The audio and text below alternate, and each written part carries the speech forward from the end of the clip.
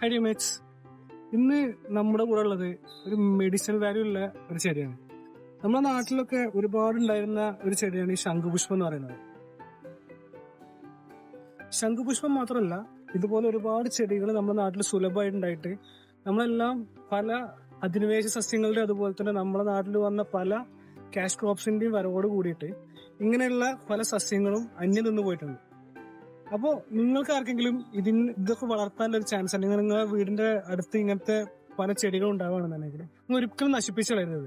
ഇതിന്റെ medicinal values കണ്ടെത്തിയിട്ട് ഇതെങ്ങനെ യൂസ് ചെയ്യാം. ചായ വെക്കാനും അതുപോലെ തന്നെ ഇത് വെള്ളം തിളപ്പിച്ച് കഴിക്കൽ ആളുകൾ ചെയ്യാറുണ്ട്.